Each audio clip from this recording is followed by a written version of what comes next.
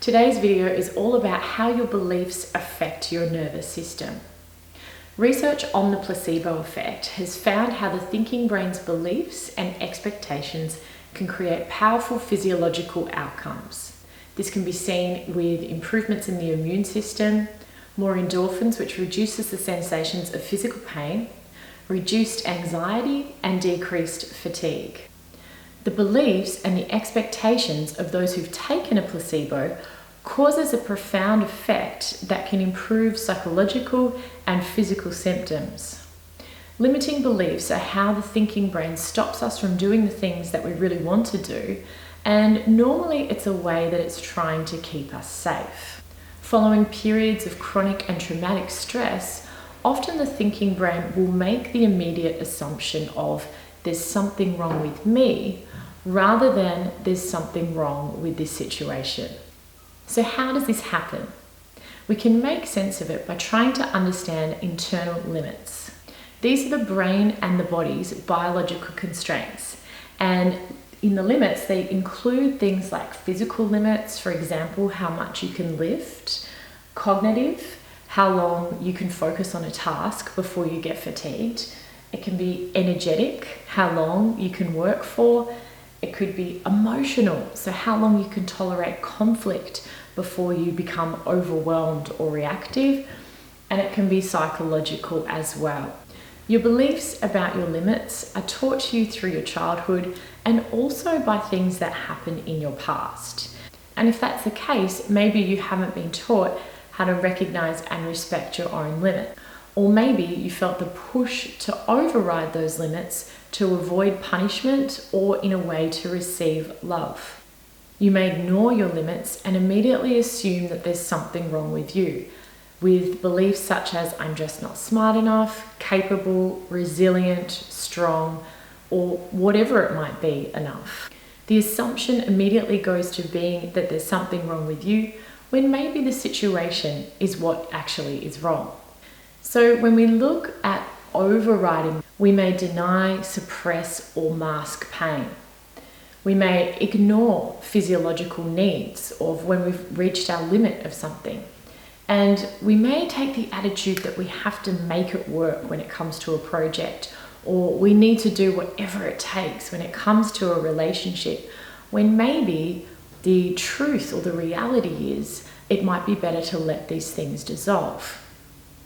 So the outcome of overriding our limits all the time can bring emotional suffering.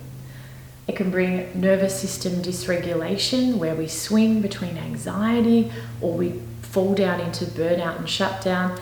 And it can also bring allostatic load. So this is the wear and tear that accumulates in the mind-body system from the effects of chronic or traumatic stress. So as we override our physiological limits, we're going to have an effect not only on the nervous system, but our other systems too, like the immune system and the endocrine system. And this can be what causes the beginning of some physical illnesses. Sometimes moving to the edge of our comfort zone is necessary when we're working towards a goal or we really want to get something done. And that's actually okay, provided that we get to recover fully from stress activation. So it's just like training at the gym. If you push yourself to fatigue and you have that muscle soreness, it's in the recovery time where new muscle builds. And this is the same with our nervous system.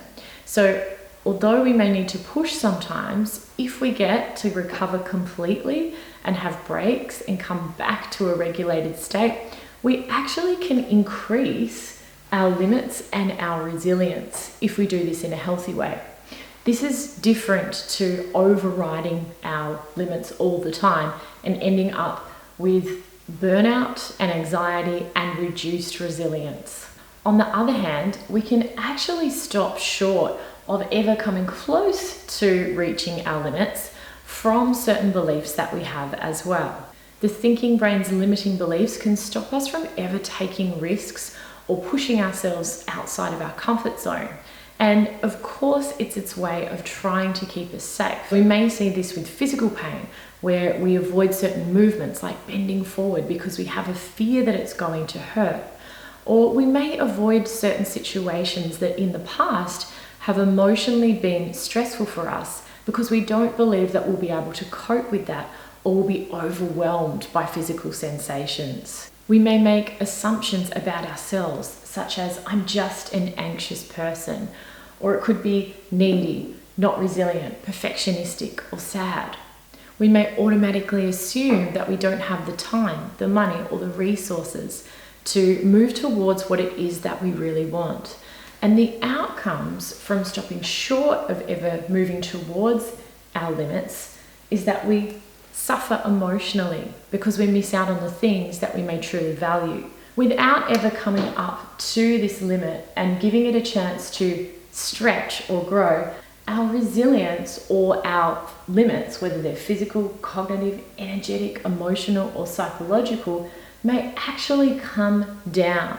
And so our limits are then smaller. And this can leave us with a sense of hopelessness and a flatness. So what's the solution? First of all, cultivating an autonomic awareness where you get to know your nervous system and recognize if maybe you're getting close to feeling overwhelmed or if your stress arousal is too high, and having the tools to bring you back to a state where you feel calm and centered. Being aware of if you're overriding your limits for sustained periods of time and it's leading to things like anxiety and burnout, or recognizing in areas where you may be stopping short because of certain beliefs around your career or your relationships or any project that you want to pursue.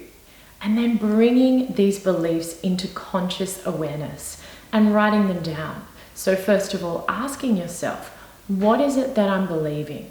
So when anxiety arises, what's the belief underneath it? Is it that I'm going to fall short? Is it that I'm going to fail? Secondly, asking yourself, is this true? Can I say with 100% certainty that this belief, whatever it is true? And sometimes part of that belief may be true, but there may be an overall assumption that is having an effect on you physically and psychologically that's stopping you moving towards what it is that you want, or automatically interpreting things as your fault.